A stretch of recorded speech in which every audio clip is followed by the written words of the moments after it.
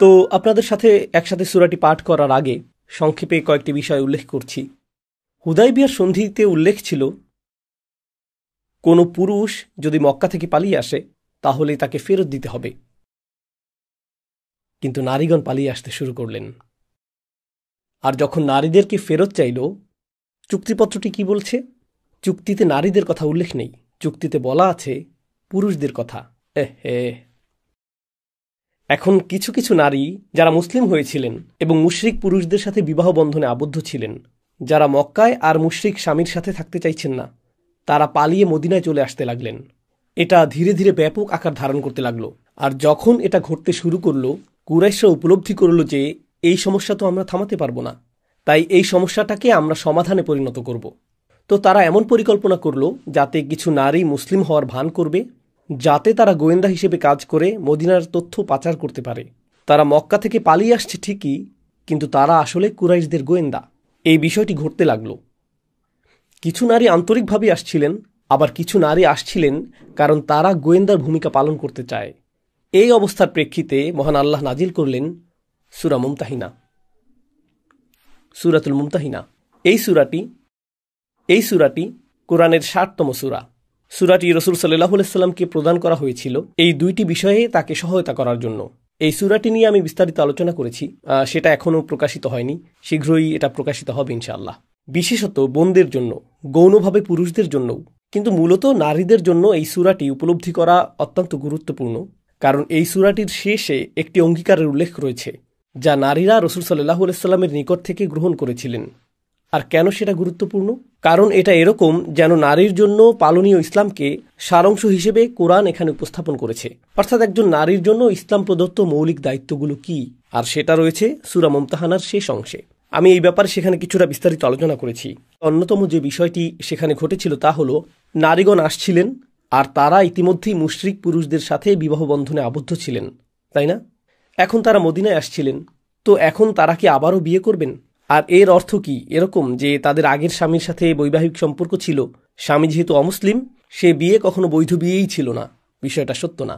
প্রকৃতপক্ষে সূরার শুরুতে বলা হয়েছে যে যখন তারা আসবে, মক্কায় তাদের আগের স্বামীদেরকে কিছু একটা আর্থিক ক্ষতিপূরণ প্রদান করবে আগের বিবাহ সমাপ্ত করার জন্য, মূলত মোহরানা অথবা এই জাতীয় কিছু ফেরত দেওয়া, বিবাহটি সমাপ্ত করার জন্য। এটা দিয়ে কি বোঝাচ্ছে? কোরআন আসলে ইসলামের গণ্ডির বাইরে ঘটে যাওয়া বিয়েকেও স্বীকৃতি প্রদান করে। তো যদি একটি খ্রিস্টান দম্পতি বিবাহিত অবস্থায় থাকে, তাদের বিবাহ বৈধ। মুশরিকরা বিবাহিত হলেও তাদের বিয়ে বৈধ। কারণ এটা যদি বৈধ বিবাহ না হতো, তাহলে কি করার প্রয়োজন হতো না? সমাপ্ত করার। যেহেতু পুনরায় বিবাহ করার আগে আপনাকে এটা সমাপ্ত করতে হচ্ছে, এর দ্বারা আসলে বোঝাচ্ছে যে সেটা ছিল বৈধ বিবাহ। বিবাহের প্রথা আগে থেকেই চলে আসছিল, কোরআন এটাকে চালু করেনি, এটা ইতিমধ্যে বিদ্যমান ছিল। কোরআন এর উপর শর্ত আরোপ করেছে যা আমাদের জন্য প্রযোজ্য হবে, কিন্তু এর অর্থ এটা না যে অন্য ধর্মের বিবাহ আমাদের ধর্মে স্বীকৃত নয়। ঠিক আছে? এখন এই গোয়েন্দা নারীদের ব্যাপারে আল্লাহ নাজিল করেছেন যে ইয়া আইয়ুহাল্লাযীনা আমানু ইযা জাআকুমুল মুমিনাতু মুহাজিরাতিন ফামতাহিনুহুন্না, অর্থাৎ যখন ঈমানদার নারীরা হিজরত করে তোমাদের কাছে আসে, তখন তাদেরকে পরীক্ষা করো। আল্লাহু আ'লামু বিঈমানিহিম, আল্লাহ উত্তমরূপেই জানেন তারা আসলে ঈমানদার কিনা। কিন্তু তাদেরকে কোনো ধরনের পরীক্ষা সম্মুখীন করতে হবে। এটা হতে পারে সাক্ষাৎকার নেয়া, আপনি কেন এসেছেন, কোথা থেকে এসেছেন, আপনার নাম কি, আপনার পূর্ব ইতিহাস কি, আপনি কিভাবে ইসলাম সম্পর্কে জানলেন। মুসলিমরা এর সাথে খুবই পরিচিত।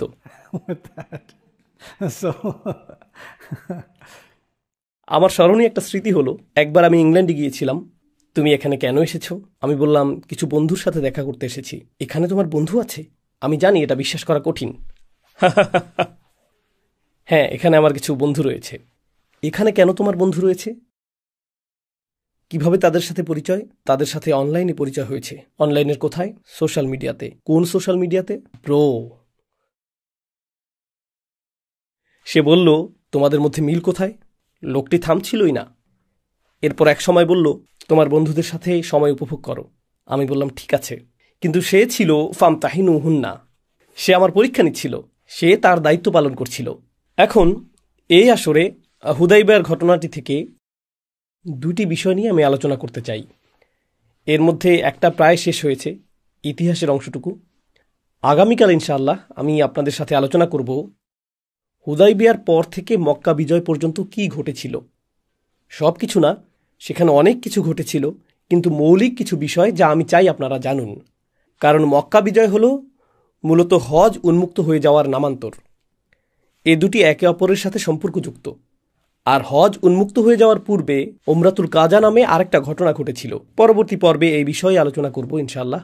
আপনি যখন এই ঘটনাগুলো উপলব্ধি করবেন, তখন আমাদের সামনে মোটামুটি পূর্ণাঙ্গ একটি ঐতিহাসিক চিত্র থাকবে এই বিষয়ে যে হজের মৌসুমে প্রতি বছর আমরা কি উদযাপন করে থাকি। আর আলোচনার শেষ অংশটি হবে ইব্রাহিম আলাইহিসসালামের রেখে যাওয়া আদর্শের সাথে এটাকে সম্পর্কযুক্ত করা। কিন্তু এটা কৌতূহল জাগ্রতকারী বিষয় যে রাসূল সাল্লাল্লাহু আলাইহি সাল্লামের জীবদ্দশায় সাহাবীগণ যখন যুদ্ধের কথা চিন্তা করতেন, তারা বলতেন, উদাহরণস্বরূপ, ক্বালা গাযওয়াতু মা'আন নবী সাল্লাল্লাহু আলাইহি ওয়াসাল্লাম, অর্থাৎ আমি রাসূল সাল্লাল্লাহু আলাইহি সাল্লামের সাথে 7টি যুদ্ধে অংশ নিয়েছিলাম।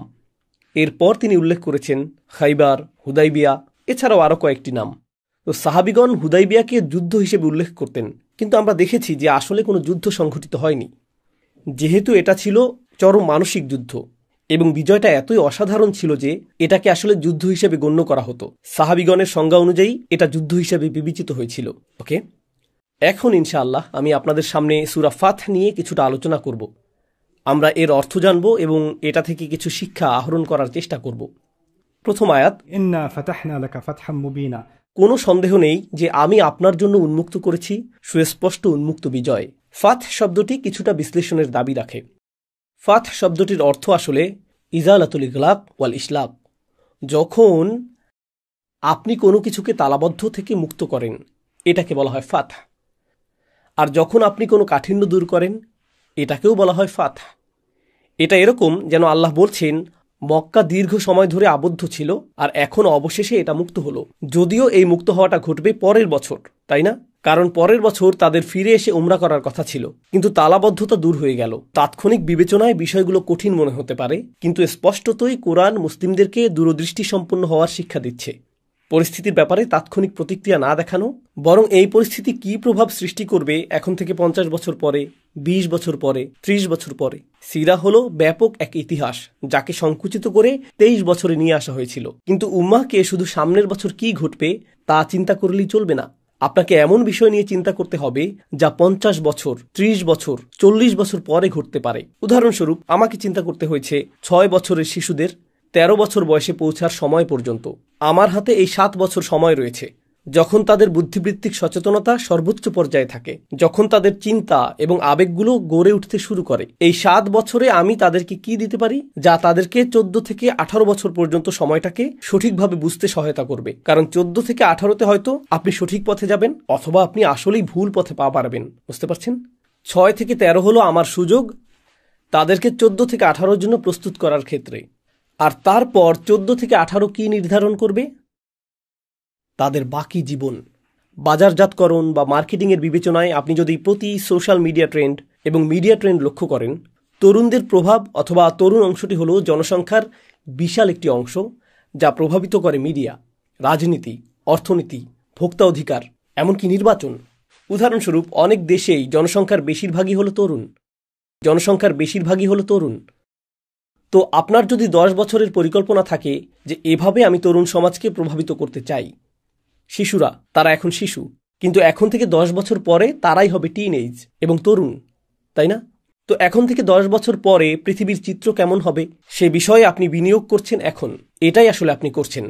তো মুসলিমদেরকে সব কিছুর ব্যাপারে দীর্ঘমেয়াদী চিন্তা করার শিক্ষা দেওয়া হয়েছে। আমরা শুধু তাৎক্ষণিক পরিস্থিতিতে প্রতিক্রিয়া দেখাবো না। তাৎক্ষণিক পরিস্থিতির বিবেচনায় মনে হতে পারে যে নবীজি ছাড় দিয়েছিলেন, যা মুসলিমদের স্বার্থের বিরুদ্ধে বলেই মনে হচ্ছিল, কিন্তু আসলে এটি ছিল বিশাল একটি বিজয়। আর এখন আমি আপনাদের সাথে দীর্ঘমেয়াদে এর রাজনৈতিক প্রভাব নিয়ে আলোচনা করব। এর রাজনৈতিক দিকটি আসলেই উল্লেখযোগ্য। রাসূল সাল্লাল্লাহু আলাইহি ওয়াসাল্লাম অবশেষে কুরাইশদের সাথে আপোষ মীমাংসা করলেন।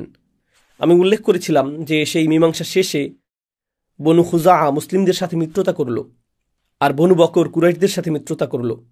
সেটা ছিল 10 বছর যুদ্ধ না করার চুক্তি। এখন গোটা আরব অঞ্চল জানল যে কুরাইশরা মুসলিমদের সাথে একটি চুক্তি করেছে।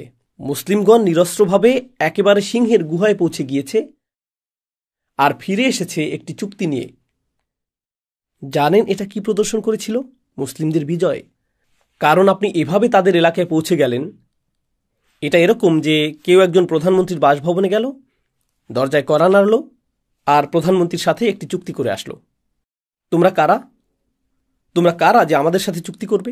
তাদেরকে গণ্য করা হতো أراذلنا بادي الرأي এরা নগণ্য মানুষ যাদের মতামতের কোনো মূল্য নেই।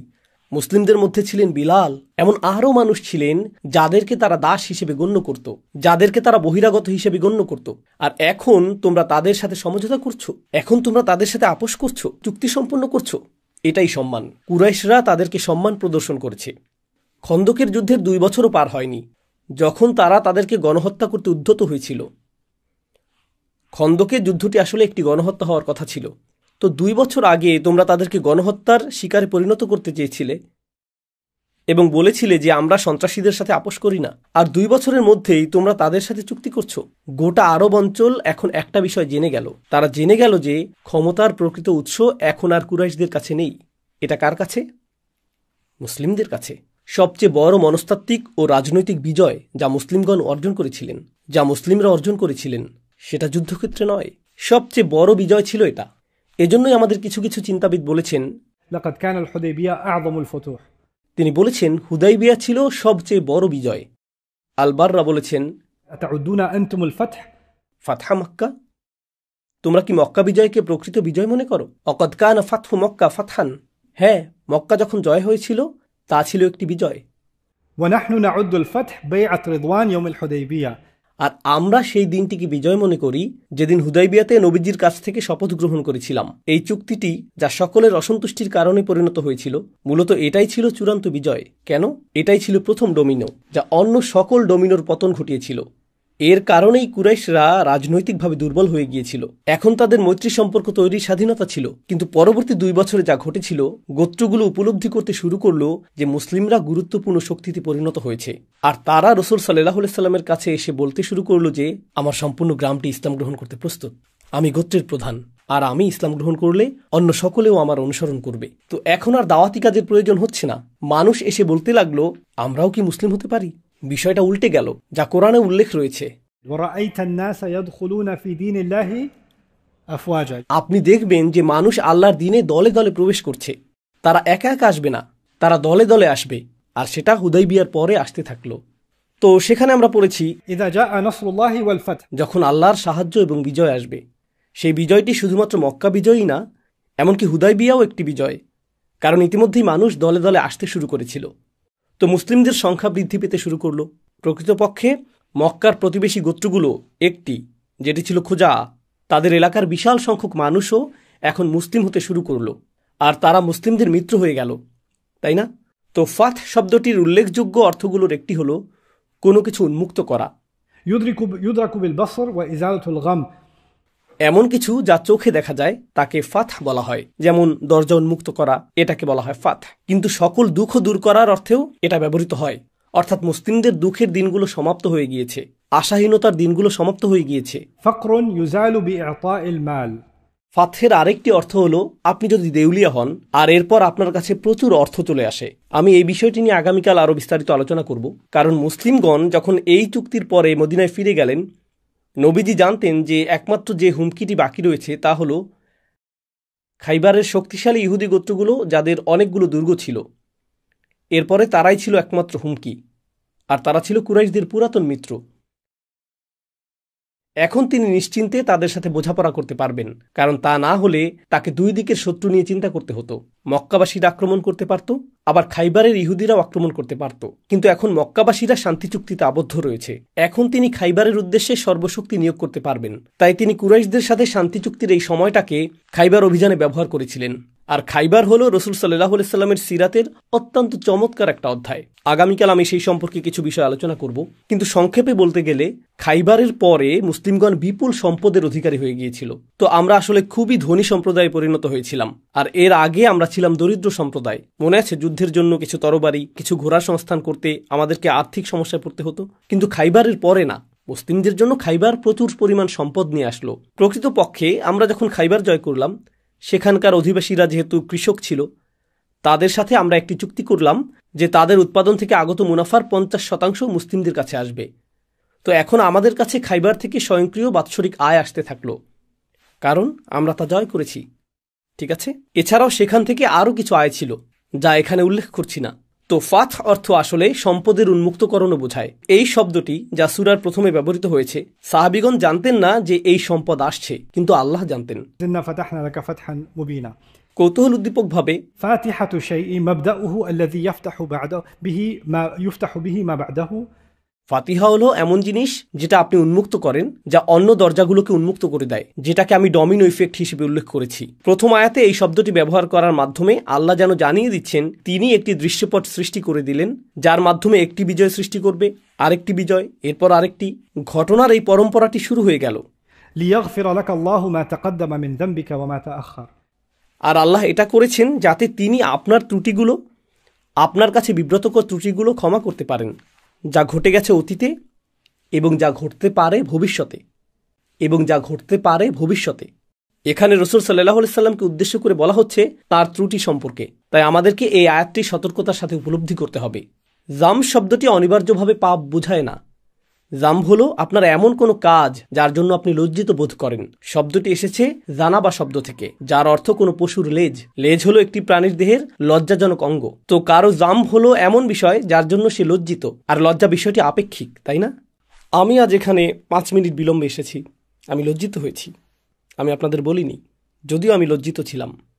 কেউ কেউ এখানে মাত্র 15 মিনিট বিলম্বে এসেছেন, কিন্তু তারা নিজেদের নিয়ে অত্যন্ত গর্বিত, কারণ সেটা তাদের জন্য নতুন রেকর্ড, তাই না?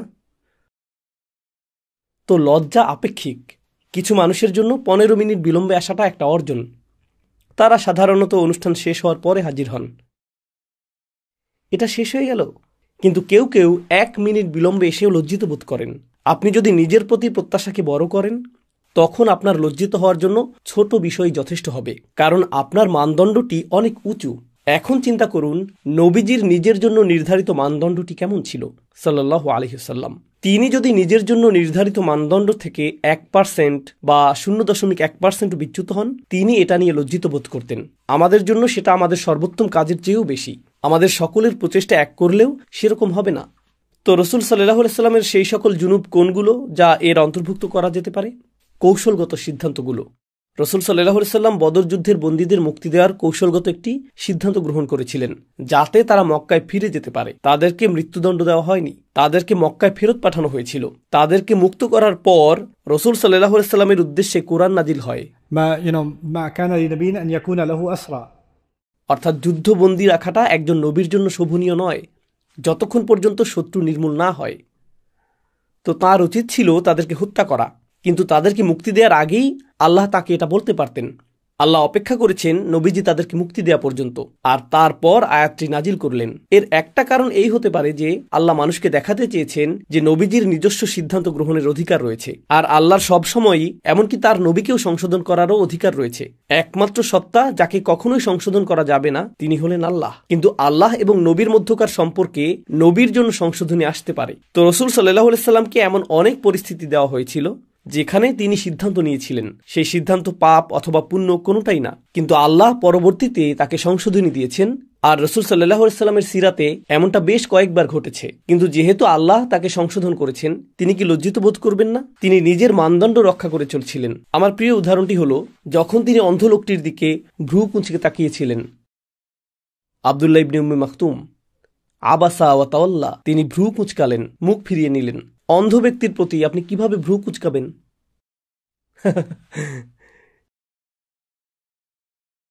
সেই ব্যক্তি অন্ধ হলে আপনি হয়তো বলতে পারবেন, এখন না, তেমন কিছুই ঘটল না, শুধুমাত্র তার কপাল সামান্য কুঞ্চিত হলো। কিন্তু অন্ধ ব্যক্তি তা কিভাবে বুঝবে? আমি কিছুটা আভাস পাচ্ছি। আপনি আমাকে আবাসার ফিলিংস প্রদান করছেন।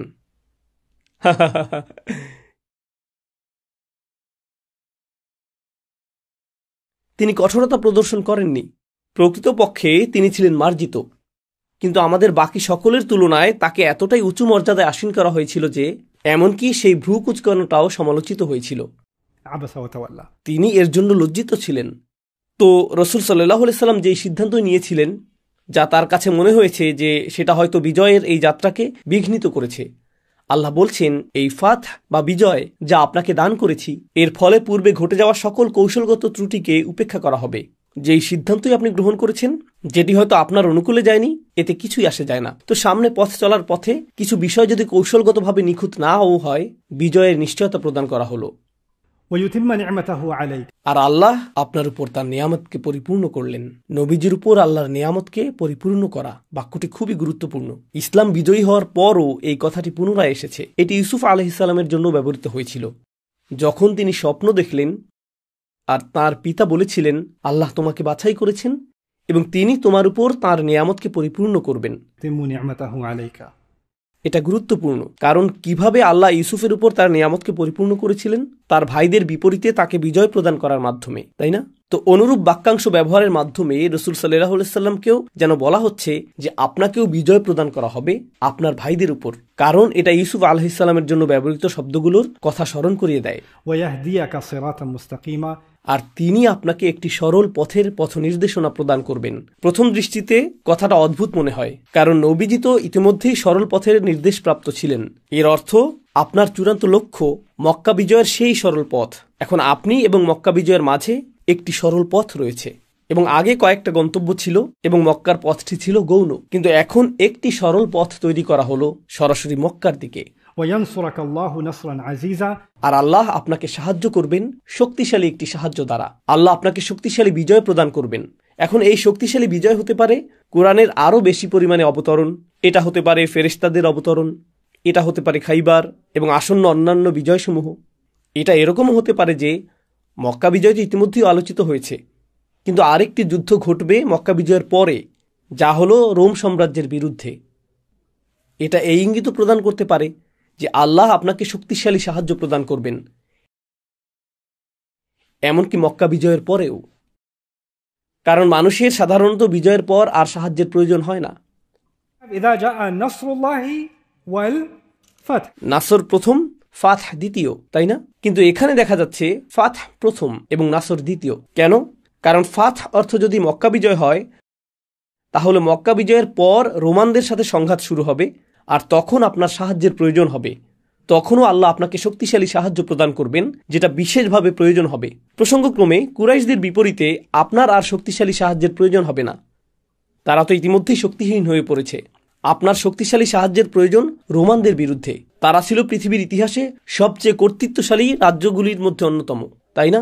আর তাদের বিরুদ্ধে আমাদের সংঘাত শুরু হবে। هو الذي أنزل السكينة في قلوب المؤمنين ليزدادوا إيمانا مع إيمانهم। তিনি অর্থাৎ আল্লাহ হলেন সেই সত্তা যিনি আপনাকে এই উন্মুক্ত বিজয় প্রদান করেছেন। সেই একই সত্তা মুমিনদের হৃদয়ে প্রেরণ করেছেন স্থিরতা ও প্রশান্তি।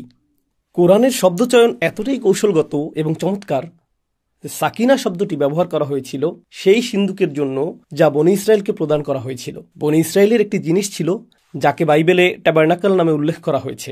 আমি নিশ্চিত যে আপনারা এই শব্দটি শুনেছেন, কারণ আপনারা টেক্সাসে বসবাস করছেন। আপনি হয়তো প্যারিস এবং ট্যাবারনাকলের চিহ্ন সম্পর্কে পরিচিত। ট্যাবারনাকল হলো মূলত ভ্রাম্যমান কাবা। বনি ইসরায়েলেরও এরকম একটি ভ্রাম্যমান কাবা ছিল। তারা যেখানেই যেত কাবা ঘরকে সাথে নিয়ে যেত। সেই কাবাটি কি ছিল? সেটি ছিল একটি বাক্স, আর সেই বাক্সের ভেতরে মুসা আলাহিসাল্লামকে প্রদত্ত ফলকগুলো ছিল। মুসা আলাহিসাল্লামের লাঠিগুলো সেখানে ছিল। কেউ কেউ বলে এর মধ্যে হারুন আলাহিসাল্লামের কিছু জিনিসও সেখানে ছিল। بقيا مما ترك آل هارون وآل موسى تحمله الملائكة। কোরআনে এর উল্লেখ করা হয়েছে এভাবে, মুসা এবং হারুনের পরিবারের রেখে যাওয়া অবশিষ্ট কিছু সামগ্রী ফেরেশতারা এটা বহন করেছিল। তো এটাই ছিল ট্যাবারনাকল। তারা এটা সাথে নিয়ে ভ্রমণ করত। যখন তারা বিজিত হলো, তাদের উপর বিজয়ীরা, সম্ভবত তারা ছিল আসিরীয় অথবা ব্যাবিলনীয়রা, তারা বিজয় চিহ্ন হিসেবে বাক্সটি তাদের সাথে করে নিয়ে গিয়েছিল। এটা তোমাদের পবিত্র বাক্স, এখন আমার সন্তানেরা এটা দিয়ে খেলা করবে। তারা সেটা নিয়ে গেল। এখন কল্পনা করুন যে কেউ এসে কাবা ঘর আক্রমণ করলো এবং বিজয় চিহ্ন হিসেবে হাজরে আসওয়াদ নিয়ে গেল এবং তা তার কাছে রেখে দিল। বনি ইসরায়েলের সাথে এমনটাই ঘটেছিল। আর আল্লাহ বনি ইসরায়েলকে একটি নিদর্শন প্রদান করলেন। যখন তিনি সেই বাক্সের কথা উল্লেখ করেছেন, তিনি বলেছেন ফিহি সাকিনাতুম মির রাব্বিকুম, অর্থাৎ এর মধ্যে ছিল সাকিনা। একই শব্দ এখানেও এসেছে, কারণ এটা ছিল তাদের জন্য কিবলার সমতুল্য। আর যখন আপনি কিবলার দিকে তাকান, তখন কেমন অনুভব করেন? আপনি হৃদয়ে প্রশান্তি অনুভব করেন। মুসলিমগণ যখন কাবাকে দেখেন তখন কেমন অনুভব করেন? তারা সাকিনাহ অনুভব করেন। আল্লাহ এটা ইমানদারদের হৃদয়ে প্রদান করেন। তো একই শব্দ সাকিনাহ এখানেও ব্যবহৃত হয়েছে। সমস্যা হলো তারা গোটা পথটি ভ্রমণ করেছিলেন কিন্তু কাবাঘরটি দেখতে পাননি। আর আল্লাহ বলছেন, যদিও তোমরা কাবাঘরটি দেখতে পাওনি, কাবাঘর দেখতে পেলে তোমরা যে সাকিনাহ পেতে, আমি এখন তোমাদের হৃদয়ে সেই সাকিনাহ দিয়ে দিচ্ছি। গুরুত্বপূর্ণ আরেকটি বিষয় হলো ইনজাল শব্দটির সাথে আলা অথবা ইলা ব্যবহৃত হয়। So أنزل على قلوب المؤمنين. কিন্তু এখানে তিনি বলছেন هو الذي أنزل السكينة في قلوب المؤمنين. এর একটি উদাহরণ দেওয়ার জন্য কল্পনা করুন, আপনার হৃদয়ের ভিতরে একটি আগুন জ্বলছে। আপনার হৃদয়ের অনেক গভীরে একটি আগুন জ্বলছে, আর আমি হৃদয়ের উপর পানি ঢাললাম। যদিও আমি আপনার হৃদয়ের উপর পানি ঢাললাম, আগুনটি কি এখনো জ্বলছে? হ্যাঁ, কারণ আগুনটি হৃদয়ের উপরিভাগে না, হৃদয়ের গভীরে। আগুনটি নেভানোর একমাত্র উপায় হলো পানিকে হৃদয়ের ভিতরে প্রবেশ করতে হবে। তো আল্লাহ বলেননি যে তিনি ইমানদারদের হৃদয়ের উপর প্রশান্তি নাজিল করলেন, তিনি ইমানদারদের হৃদয়ের উপর প্রশান্তি ঢেলে দিলেন। তিনি বলেছেন তিনি ইমানদারদের হৃদয়ের অভ্যন্তরে প্রশান্তি প্রবেশ করালেন। এটা প্রকাশ করছে যে হুদাইবিয়াতে তারা যে যন্ত্রণার শিকার হয়েছিলেন সেটা ছিল অত্যন্ত গভীর যন্ত্রণা, আর আল্লাহ সেই সত্তা যিনি তা প্রতিস্থাপন করলেন প্রশান্তির দ্বারা। প্রসঙ্গক্রমে সেই প্রশান্তি আসলে কি? এই আয়াতগুলোর আগমন, এই আয়াতগুলোই ছিল প্রশান্তির উৎস। এই বিবেচনায় কোরআন হলো আমাদের জন্য আল্লাহ প্রদত্ত আধ্যাত্মিক থেরাপি। এই থেরাপি হলো মূলত আল্লাহর এই বাণীগুলো নিয়ে গভীর চিন্তা ভাবনা করা। আল্লাহর বাণীর মতো অন্য কোনো কিছুই হৃদয়ে প্রশান্তি এনে দিতে পারে না। হুয়াল্লাযী আনজালা সাকিনাতা ফি কুলুবিল মুমিনিন লিয়াজদাদু ঈমানাম মা'a ঈমান, যেন তাদের ঈমানের সাথে আরও ঈমান বৃদ্ধি পায়। সাহাবীগণ ইতিমধ্যে মজবুত ঈমানের অধিকারী ছিলেন, কিন্তু অবস্থার কাঠিন্যের কারণে সেই মুহূর্তে তাদের অতিরিক্ত ঈমানের প্রয়োজন হয়েছিল। আল্লাহ বলেছেন, আমি তোমাদের জন্য অতিরিক্ত ঈমান নাজিল করলাম। ওয়ালিল্লাহি জুনুদুস সামাওয়াতি ওয়াল আরদ ওয়া কানা আল্লাহু আলিমান হাকীমা। আকাশমণ্ডলী ও পৃথিবীর সেনাবাহিনী সমূহ কেবলমাত্র আল্লাহরই, আর আল্লাহ সর্বজ্ঞ এবং প্রজ্ঞাময়। এটা এরকম যেন আল্লাহ বলছেন, তোমরা জানো যে যদিও তোমরা ছিলে সংখ্যায় কম আর যুদ্ধের জন্য তোমরা অস্ত্রসজ্জিত ছিলে না, এতে সমস্যার কিছু নেই। যদি যুদ্ধ শুরু হতো, আকাশ এবং পৃথিবীতে আল্লাহর সকল সেনাবাহিনী তোমাদের পক্ষে থাকত, তো আমি তোমাদেরকে প্রশান্তি প্রদান করলাম। আর যদিও যুদ্ধ সংঘটিত হয়নি, যদি এটা ঘটত, আল্লাহ তার ঘরকে রক্ষা করতেন এবং তিনি তার সেনাবাহিনী প্রেরণ করতেন। লিইউদখিলাল মুমিনিনা ওয়াল মুমিনাতি জান্নাতিন তাজরি মিন তাহতিহাল আনহার খালিদিনা ফিহা, যাতে তিনি ইমানদার পুরুষ এবং নারীদেরকে সেই জান্নাতে প্রবেশ করাতে পারেন যার তলদেশে নদীসমূহ প্রবাহমান। এই আয়াতটি আপনারা 1000 বার শুনেছেন, তাই না? জান্নাতে প্রবেশের এই আয়াতটি। তোমরা আল্লাহর ঘরে প্রবেশ করতে পারোনি, কিন্তু চিন্তা করো না, আমি এই সব কিছু করেছি যাতে তোমরা অনেক উত্তম স্থানে প্রবেশ করতে পারো। জান্নাতিন তাজরি মিন তাহতিহাল আনহার। প্রসঙ্গক্রমে, মানুষ কেন কাবা ঘরে যেতে চায়? আপনি যদি এখনো হজে গিয়ে না থাকেন, আপনার জন্য হজে যাওয়ার সর্ববৃহৎ অনুপ্রেরণা কোনটি? এক শব্দে সেটা কি হবে? শুধুমাত্র আল্লাহর সন্তুষ্টিই না, আমার আরও কিছু প্রয়োজন। ক্ষমা, যার অর্থ জান্নাত। আমরা হজে যেতে চাই কারণ আমরা ক্ষমা পেতে চাই, কারণ আমরা পূর্বের গুনাহ মুছে ফেলতে চাই, কারণ আমরা আল্লাহর সামনে প্রশান্ত চিত্তে উপস্থিত হতে চাই। ঠিক যেভাবে আমরা বিচার দিবসে আল্লাহর সামনে প্রশান্ত চিত্তে উপস্থিত হতে চাই, আল্লাহর সম্মুখে এসে তাওয়াফ করতে চাই। আর প্রতিবার তাওয়াফ করার সময় আমরা বলি, রব্বানা আতিনা ফিদ দুনিয়া হাসানা ওয়া ফিল আখিরাতি হাসানা। আমরা আমাদের দুনিয়া এবং আখিরাতকে সংশোধন করতে চাই। আমাদের চূড়ান্ত লক্ষ্য হলো আখিরাত। তো তোমরা হজ করতে পারোনি, আল্লাহ বলছেন, চিন্তা করো না, আমি তোমাদেরকে এই অবস্থার মধ্যে রেখেছি। যে কারণে তোমরা হজ করতে চেয়েছিলে তা হলো যাতে তোমরা ক্ষমা পেতে পারো। আমি ক্ষমা করে দিলাম, আমি তোমাদেরকে জান্নাতে প্রবেশ করাবো। তোমাদের প্রকৃত লক্ষ্যকে ভুলে যেও না। প্রকৃত লক্ষ্য কেবলমাত্র কাবার চারপাশে তাওয়াফ করা ছিল না, তোমাদের প্রকৃত লক্ষ্য ছিল আমার কাছ থেকে জান্নাত লাভ করা। তো আমি তোমাদেরকে তা দান করলাম। লিইউদখিলাল মুমিনিনা ওয়াল মুমিনাত। এটা এতটাই চমৎকার। রাসূল সাল্লাল্লাহু আলাইহি সাল্লাম এই অভিযানের জন্য পুরুষদেরকে প্রস্তুত হতে বলেছিলেন, নারীগণ আসেননি। কিন্তু আয়াতটি বলছে যাতে তিনি ইমানদার পুরুষ এবং ইমানদার নারীদেরকে জান্নাতে প্রবেশ করাতে পারেন। তো যেই নারীগণ গৃহে অবস্থান করছিলেন, যাদেরকে আসতে নিষেধ করা হয়েছিল, তারাও এখন পুরুষদের সমান প্রতিদান লাভ করছেন যারা ভ্রমণ করে এতদূর এসেছেন। কারণ তারা যেমন রাসূল সাল্লাল্লাহু আলাইহি সাল্লামের আনুগত্য করেছিলেন অভিযানে অংশগ্রহণের মাধ্যমে, নারীগণও রাসূল সাল্লাল্লাহু আলাইহি সাল্লামের আনুগত্য করেছিলেন গৃহে অবস্থানের মাধ্যমে, আর তাদের উভয়ই আনুগত্যের পুরস্কার লাভ করলেন। আর সেজন্যই বলা হয়েছে লিইউদখিলাল মুমিনিনা ওয়াল মুমিনাত جنات تجري من تحتها الأنهار. কোরআনের চমৎকার বৈশিষ্ট্যগুলোর একটি হলো, সাধারণত আপনি কোরআনে দেখবেন যে ইমানদার পুরুষদের উল্লেখ রয়েছে, কিন্তু যখন ইমানদার পুরুষ এবং ইমানদার নারীদের উল্লেখ দেখবেন, যখন পুরুষ এবং নারীদের কথা একসাথে এভাবে উল্লেখ হতে দেখবেন, সাধারণত আপনি তা এমন স্থানে দেখবেন যেখানে এটা আশা করেননি। তো যেখানে আপনি এটা আশা করেন সেখানে তা পান না, আবার যেখানে আপনি এটা আশা করেননি সেখানে তা পান। ويكفر عنهم سيئاتهم, যাতে আল্লাহ তাদের পাপসমূহ সমাহিত করতে পারেন। রাসূল সাল্লাল্লাহু আলাইহি ওয়াসাল্লামের জন্য জাম শব্দটি ব্যবহৃত হয়েছিল, বাকি সকলের জন্য সাইয়্যাত ব্যবহৃত হয়েছিল, কুৎসিত কর্মসমূহ। আল্লাহ তাদের থেকে তাদের পাপগুলোকে সমাহিত করে দিবেন। وكان ذلك عند الله فوزا عظيما, আর আল্লাহর কাছে সেটা বিশাল এক বিজয়। আল্লাহর বিবেচনায় সেটা একটা বিশাল বিজয়। আমার পাপগুলো আমার কাছ থেকে সমাহিত হয়ে যাওয়া হলো বিশাল একটা বিজয়। এখন বিজয়ের এই সংজ্ঞাটি কি পরিবর্তিত হতে শুরু করেছে? আল্লাহ বলছেন, ব্যক্তি হিসেবে তোমার বিজয় সূচিত হবে যখন তোমার পাপগুলো সমাহিত হয়ে যাবে। আমি বিজয়ী, আমি সফল যখন আল্লাহর জান্নাতে প্রবেশের পথ আমার সামনে উন্মুক্ত হয়ে যাবে। মক্কা বিজয় হওয়া, ভূমির উপর আধিপত্য তৈরি হওয়া, অধিক অঞ্চল মুসলিমদের অধিকারে আসা, মুসলিমদের অধিক নিয়ন্ত্রণ প্রতিষ্ঠিত হওয়া, হয়তো আমরা এগুলো পাবো, হয়তো পাবো না, তাই না? এগুলো গৌণ বিষয়। এই সব কিছুই গৌণ। এমনকি কাবা ঘরে প্রবেশ করতে না পারাটাও গৌণ বিষয়। আল্লাহর জান্নাতে প্রবেশ করা হলো মৌলিক বিষয়, ক্ষমাপ্রাপ্তি হলো মৌলিক বিষয়। এটাই সফলতা। আমরা অন্য কোনো সফলতা অর্জনের স্বার্থে এই সফলতা অর্জনে ছাড় দিতে পারি না। প্রকৃতপক্ষে আল্লাহ এখনও অন্য কোনো সফলতার উল্লেখই করেননি। তিনি তা করবেন, কিন্তু সেগুলো আসবে অনেক পরে, যেন এগুলো অগ্রাধিকারযোগ্য বিষয়ই না। এরকমটা কেন হলো? আখিরাতের সফলতা নির্ভর করে আপনার উপর, কিন্তু পার্থিব বিজয়ের সফলতা আপনার উপর নির্ভর করে না। আপনার কাছে সবচেয়ে বড় সেনাবাহিনী থাকা সত্ত্বেও পরাজিত হতে পারেন। কেন? কারণ আল্লাহ আপনাকে বিজয় দান করেননি। সেই বিজয় কেবলমাত্র আসতে পারে আল্লাহর পক্ষ থেকে। কিন্তু আপনার ইস্তিগফার করা, আপনার নিজের পাপ থেকে ক্ষমা পাওয়ার চেষ্টা করা, আপনার জান্নাতে প্রবেশের চেষ্টা করা, এই প্রচেষ্টা আপনার নিজের পক্ষ থেকে আসতে হবে। তো যে বিষয়গুলো সরাসরি আল্লাহর তত্ত্বাবধানে, সেটা ঘটবে উপজাত হিসেবে, সেটা পাশাপাশি ঘটতে থাকবে।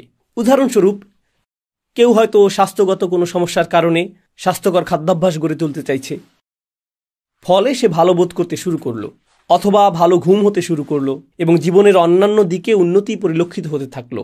কিন্তু সেগুলো এমনকি তার উদ্দেশ্যও ছিল না। সেগুলো পাওয়া যাচ্ছে উপজাত হিসেবে, প্রাপ্ত অতিরিক্ত সুবিধা হিসেবে। অনেকটা এরকমভাবেই পার্থিব বিজয়কে চিত্রিত করা হয়েছে, আল্লাহ এবং তার রসুল সাল্লাল্লাহু আলাইহি ওয়াসাল্লামের অনুগত হওয়ার পার্শ্ব সুবিধা হিসেবে। ويعذب المنافقين والمنافقات والمشركين والمشركات, আর এই বিজয়ের মাধ্যমে আল্লাহ মুনাফিক পুরুষ ও নারীদের এবং মুশরিক পুরুষ ও নারীদেরকে শাস্তি দিতে চেয়েছেন।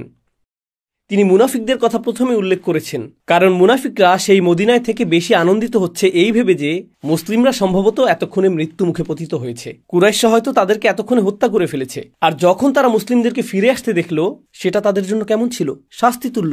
এদিকে কুরাইশরা মুসলিমদেরকে মুক্তভাবে ইহরাম পরিহিত অবস্থায় মদিনায় ফেরত যেতে দেখল। 1 বছর আগেই তারা তাদের সকল সৈন্যবাহিনী নিয়ে এই মুসলিমদেরকেই হত্যা করতে গিয়েছিল, আর এখন তারা শান্তি চুক্তি করে নিরাপদে ফিরে যাচ্ছে। এটা তাদের মনে জ্বালা ধরিয়ে দিয়েছিল। মুশরিক পুরুষ এবং নারীরা মনকষ্টে পুড়ছিল, কিন্তু এর চেয়ে বেশি পুড়ছিল মুনাফিকরা। তাই তাদের জ্বালা পোড়ার কথা প্রথমে উল্লেখ করা হয়েছে।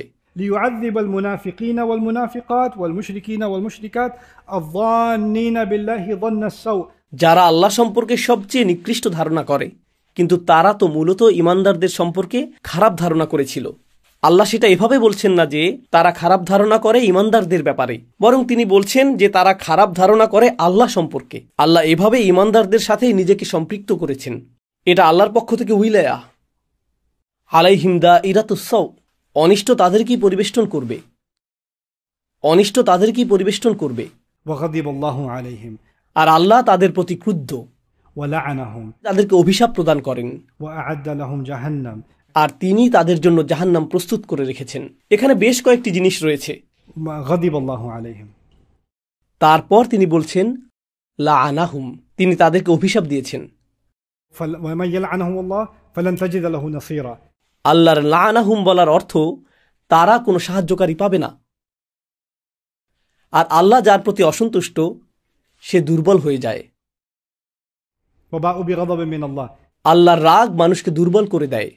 আল্লাহর অভিশাপের শিকার ব্যক্তি কোনো সাহায্যকারী পায় না। প্রসঙ্গক্রমে এই সকল বিষয়ই কুরাইশদের সাথে ঘটবে। তো এখানে সাংকেতিক ভাষায় উল্লেখ করা হয়েছে তাদের সাথে কি ঘটতে যাচ্ছে। وأعد لهم جهنم وساءت مصيرا আর তিনি তাদের জন্য জাহান্নাম প্রস্তুত করে রেখেছেন, তা কতই না নিকৃষ্ট আবাসস্থল। তো মুশরিক পুরুষ এবং নারী যারা শিরকের উপর অটল থাকবে তাদের জন্য জাহান্নাম প্রস্তুত রয়েছে। وساءت مصيرا আল্লাহ বলেছেন, ولله جنود السماوات والأرض আকাশ এবং পৃথিবীর সেনাবাহিনী সমূহ আল্লাহর মালিকানাধীন। وكان الله عزيزا حكيما আর আল্লাহ হলেন চূড়ান্ত কর্তৃত্বশালী এবং আল্লাহ সকল বিজ্ঞতার অধিকারী। এর মধ্যেও একটা ইঙ্গিত রয়েছে, অর্থাৎ আল্লাহর বাহিনী অত্যন্ত ব্যাপক। এমনকি এখনও তোমরা আল্লাহর বাহিনীতে যোগ দিতে পারো। আল্লাহ কর্তৃত্ব এবং বিজ্ঞতার অধিকারী। তোমরা এখন আল্লাহর শক্তিমাত্রা দেখতে পাচ্ছ। এখন হয়তো উপযুক্ত সময় যে তোমরা পক্ষ পরিবর্তন করবে। মুশরিকরা অভিশপ্ত হবে এবং দগ্ধ হবে। তিনি এখন তার রাসূল সাল্লাল্লাহু আলাইহি সাল্লামকে উদ্দেশ্য করে বলছেন, আমি আপনাকে প্রেরণ করেছি সাক্ষ্য হিসেবে, সুসংবাদদাতা হিসেবে এবং সতর্ককারী হিসেবে। এটি আসলেই চমৎকার একটি আয়াত। আমি এই আয়াতটি সম্পর্কে শুধু সংক্ষেপে দুটি কথা বলবো। প্রথমত, তিনি একজন সাক্ষ্য, শাহিদান। রাসূল সাল্লাল্লাহু আলাইহি সাল্লামকে প্রেরণ করা হয়েছে শুধুমাত্র এই সাক্ষ্য প্রদান করার জন্যই না যে আল্লাহ ছাড়া আর কোনো উপাস্য নেই, বরং আল্লাহ তাকে প্রেরণ করেছেন প্রাথমিক যুগে কুরাইশদের অধ্যত এবং মুসলিমদের শক্তিহীনতার সাক্ষ্য হওয়ার জন্য। আল্লাহ তাকে প্রেরণ করেছেন কুরাইশদের আগ্রাসনের সাক্ষ্য হওয়ার জন্য, যখন তারা তাকে মক্কা থেকে বিতাড়িত করে দিয়েছিল। তিনি তাকে এজন্য প্রেরণ করেছেন যাতে তিনি বদর যুদ্ধ, উহুদ যুদ্ধ, আহজাব যুদ্ধ, হুদাইবিয়ার সন্ধিতে সাক্ষ্য হতে পারেন। আর এই সাক্ষ্য এখন সেই কাফেরদের বিরুদ্ধে প্রমাণে পরিণত হয়েছে যারা এখনও ঈমান আনতে অস্বীকৃতি জানায়। বিষয়টা কতটা বিস্ময়কর যে যেই মানুষটির উদ্দেশ্যে তোমরা আবর্জনা নিক্ষেপ করেছো সেই একই মানুষের সাথে এখন শান্তি চুক্তি করছো। কিভাবে এটা ঘটছে? শব্দগুলো আসলেই চমৎকার। এখানে প্রত্যাশিত শব্দ ছিল বাশিরন ওয়া নাযীরা। বাশির অর্থ সুসংবাদ প্রদানকারী, নাযীর অর্থ সতর্ককারী, কিন্তু মুবাশশির অর্থ যিনি সক্রিয়ভাবে সুসংবাদ প্রদান করেন।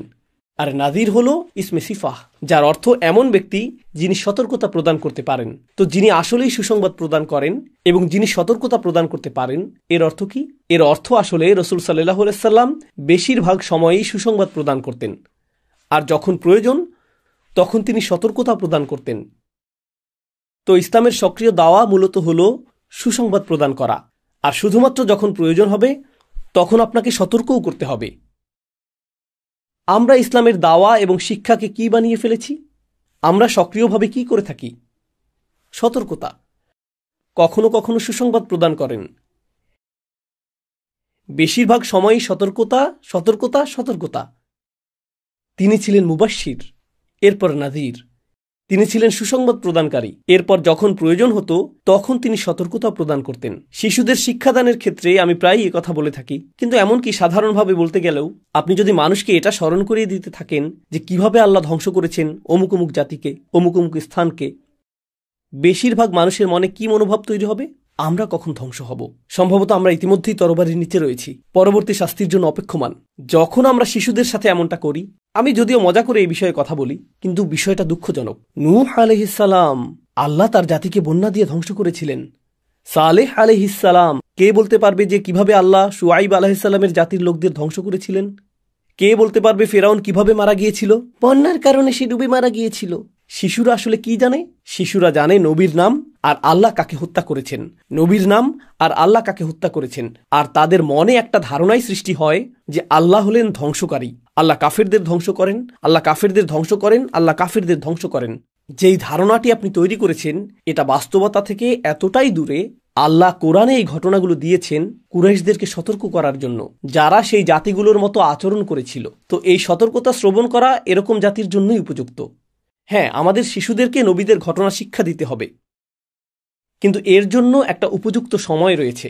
এজন্যই কোনো ব্যক্তি যখন প্রথম দিকে ইসলামের দিকে আকৃষ্ট হতো, রাসূল সাল্লাল্লাহু আলাইহি সাল্লাম সাহাবীদেরকে বলতেন বাশশিরু ওয়ালা তুনাফিরু, সুসংবাদ প্রদান করো। তো আমাদেরকে ইতিবাচক একটি বাণী প্রচার করতে হবে। এই ক্ষেত্রে একটি দৃষ্টি আকর্ষণীয় আমি উল্লেখ করতে চাই, আর তা হলো, যেহেতু আপনি ইতিবাচক বাণী প্রচার করছেন, এর অর্থ এটা না যে আপনি সত্য গোপন করে রং চং মেখে প্রচার করবেন। আল্লাহ যদি কোনো কিছুকে হারাম করেন, আপনি তখন বলতে পারবেন না যে আমি ইতিবাচক হওয়ার চেষ্টা করছি। আপনি ইতিবাচকভাবে মানুষকে জাহান্নামে পাঠাচ্ছেন, সেটা করবেন না। ولله جلود السماوات والأرض وكان الله عزيزا حكيما إنا أرسلناك شاهدا ومبشرا ونذيرا لتؤمنوا بالله ورسوله। আয়াতের প্রথম অংশে আল্লাহ শুধুমাত্র নবীজিকে উদ্দেশ্য করে বলেছিলেন। আয়াতের দ্বিতীয় অংশে তিনি আমাদের উদ্দেশ্যে বলছেন। এটা আসলেই গুরুত্বপূর্ণ একটি পর্যবেক্ষণ। লক্ষ্য করুন, হে নবী, আমি আপনাকে প্রেরণ করেছি সাক্ষ্য হিসেবে, সক্রিয়ভাবে সুসংবাদ দানকারী হিসেবে এবং সতর্ককারী হিসেবে, যাতে তোমরা বাকি সকলে ঈমান আনতে পারো। তো প্রথম সম্বোধন ছিল নবীজির উদ্দেশ্যে, আর দ্বিতীয় সম্বোধন হল বাকি সকলের উদ্দেশ্যে। এর অর্থ কি? আল্লাহ রসুল সাল্লাল্লাহু আলাইহি সাল্লামের উদ্দেশ্যে কথা বলছেন, একই সাথে তিনি আমাদের উদ্দেশ্যেও কথা বলছেন। আর এটা আসলে ঈমানদারদের জন্য একটি বিরাট সম্মানের বিষয় যে সরাসরি তাদেরকে উদ্দেশ্য করে আল্লাহ কথা বলছেন, একই সময়ে, একই স্থানে, একই আয়াতে, যেখানে আল্লাহ তার নবীকে উদ্দেশ্য করে কথা বলছেন সাল্লাল্লাহু আলাইহি ওয়াসাল্লাম। তো তিনি তাকে সেই সম্মান প্রদান করেছেন যাতে তোমরা আল্লাহ এবং তার রসুলের উপর ঈমান আনার সম্মান অর্জন করতে পারো। ওয়াতুআজ্জিরুহু, যাতে তোমরা তার শক্তি বৃদ্ধি করো। ওয়াতুওয়াক্কিরুহু, আর তোমরা যাতে তোমাদের নবীর মহিমান্বিত উপস্থিতিকে উপলব্ধি করতে পারো। ওয়াতুসাব্বিহুহু বুকরাতান ওয়া আসীলা, যাতে তোমরা রাত দিন আল্লাহর পরিপূর্ণতা ঘোষণা করতে পারো। প্রসঙ্গক্রমে আল্লাহর পরিপূর্ণতা ঘোষণা করার অর্থ আমাদের নিজেদের অপরিপূর্ণতাকে স্বীকার করে নেয়া। ইন্নাল্লাযীনা ইউবাইয়ুনাকা ইন্নামা ইউবাইয়ুনা আল্লাহ। আল্লাহর পরিপূর্ণতার বিষয়ে বলার পর বলা হচ্ছে, যারা আপনার কাছে অঙ্গীকার করেছে, বিরতিতে যাবার আগে এটাই আমার শেষ আয়াত, যারা আপনার কাছে অঙ্গীকার করেছে তারা মূলত আল্লাহর কাছে অঙ্গীকার করেছে। কোন অঙ্গীকারের কথা এখানে বলা হচ্ছে? কোন শপথের কথা এখানে বলা হচ্ছে? মনে আছে? বাইআতু রিদওয়ান, গাছের নিচের সেই অঙ্গীকার। যখন গুজব ছড়িয়ে পড়ল যে উসমানকে হত্যা করা হয়েছে, নবীজি সাহাবীদেরকে ডেকে হাত বাড়িয়ে দিতে বললেন, তাই না? আল্লাহ এখানে সেই অঙ্গীকারের কথা উল্লেখ করেছেন। আল্লাহ বলেছেন, যারা আপনার কাছে অঙ্গীকার করেছে তারা স্বয়ং আল্লাহর কাছে অঙ্গীকার করেছে। ইয়াদুল্লাহি ফাওকা আইদিহিম, তাদের হাতের উপর রয়েছে আল্লাহর হাত। ফামান নাকাসা ফাইন্নামা ইয়ানকুসু আলা নাফসিহি, যে এই অঙ্গীকার ভঙ্গ করবে এর কুফল তার নিজের উপরেই পড়বে। ওয়ামান আওফা বিমা আহাদা আলাইহুল্লাহ, and whoever, আর আল্লাহর সাথে কৃত অঙ্গীকার যারা পূরণ করে, ফাসায়ুতিহি আজরান আযীমা, অচিরেই তিনি তাদেরকে বিপুল প্রতিদানে ধন্য করবেন। সেই অঙ্গীকারটি কি? তারা রসুলের অনুসরণ করবে সকল বিষয়ে। এখন তারা তো তখনই মৃত্যুকে আলিঙ্গন করতে সম্মত ছিলেন, প্রস্তুত ছিলেন, ব্যাকুল ছিলেন, কিন্তু এরপর যখন রাগকে নিয়ন্ত্রণ করার প্রশ্ন আসলো, তা ছিল কঠিনতর। কখনো কখনো রাগ নিয়ন্ত্রণ করার তুলনায় নিজেকে নিঃশেষ করে দেওয়া সহজতর হয়। রাগ নিয়ন্ত্রণ কঠিনতর জিহাদ। কুরাইশদের সাথে লড়াই করার জিহাদটি ছিল সহজতর, আর তাদের সাথে লড়াই থেকে বিরত থাকার জিহাদটি ছিল কঠিনতর। নিজের মেজাজ নিয়ন্ত্রণের জিহাদটি ছিল কঠিনতর। সুবহানাল্লাহ। আর আল্লাহ বলছেন, যারা একেবারে শেষ পর্যন্ত এই অঙ্গীকারটি রক্ষা করতে পারবে তারা সুবিশাল প্রতিদান লাভ করবে। আমরা এখানেই থামছি। পরের পর্বে আমরা সূরাটির অধ্যয়ন অব্যাহত রাখব। বারাকাল্লাহু লি ওয়া লাকুম। আসসালামু আলাইকুম ওয়া রাহমাতুল্লাহ।